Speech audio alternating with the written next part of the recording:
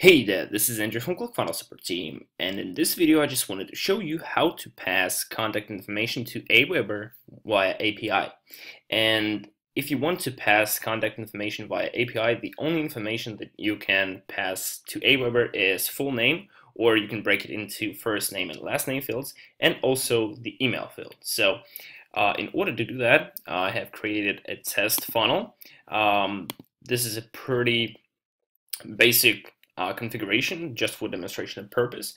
So as I have already mentioned, you have to create input forms. So if you want to gather their full name, you just create that as a full name. You select the full name type and you type something in the placeholder text.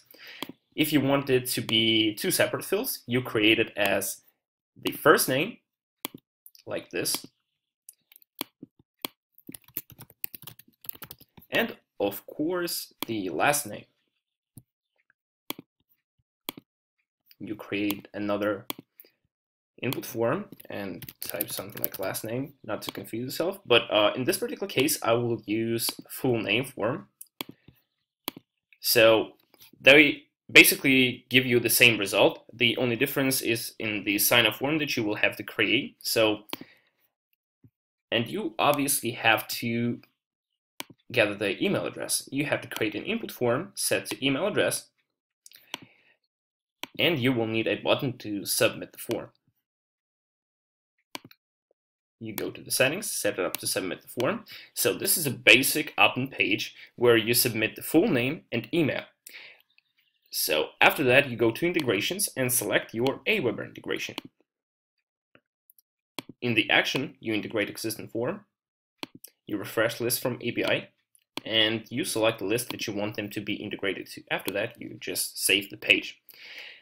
The absolute requirement for the information to be passed to Aweber is to create a sign-up form there. So we integrate with the test list called 123. So in order to make the contact information pass to Aweber, you have to create a sign-up form for this current list. So I have it selected here. If you don't have a list, you should create one, and when you actually don't have it created, you will not be able to select it here. So first of all, create a list in Aweber, and after that you will be able to integrate it here. So let's go and create a sign-up form of ours. You will see that it is a test account. I don't have any sign-up forms created just yet. Since we are gathering the full name and email, we don't have to change anything. So this is a full name created in our web form by default. If you are gathering first and last name in separate forms, you just click here and it will be automatically changed. I use full name here. Also, if you, for example, don't want to gather the full name, you just remove this input form here and you just click on this red cross icon and it will remove this form from the sign-up form in Aweber. The fields in Aweber sign-up form have to match the fields that you have on your opt-in page in Clickfunnels. So if you are gathering only email field, you have to have only email field created in the web form in Aweber, and of course the sign-up button. If you are gathering, for example, first and last name and email, you have to have first name and last name fields by creating in that like that. So this is basically what you have to do.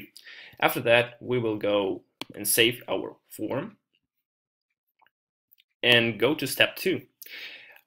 Here you will be able to rename that form. Obviously, I will not do that because it is just for demonstration purpose. And also, as it is a test account I have just created, it will require them to confirm their subscription, and the thank you page they will see is by default the basic one. If you preview that, it will look something like that, and it will tell them to confirm their subscription by visiting the confirmation link. I don't want to let them see that. I want to either let them stay on the current page, but of course in this particular case I will show them the thank you page, my thank you page that I create in my funnel. So we just go to the thank you page of yours, and in here you will find the funnel step URL. You just copy that and you select custom page as a thank you page here, and in enter URL you just paste the URL of this thank you page. And also you can change the already subscribed page, but I will not do that. And I will go ahead and save my form. So this is basically the only things that you have to do. You don't need to go to step 3. We have just created a sign-up form, which is a necessity to make contact information pass to Aweber. And let's just go ahead and test this form out.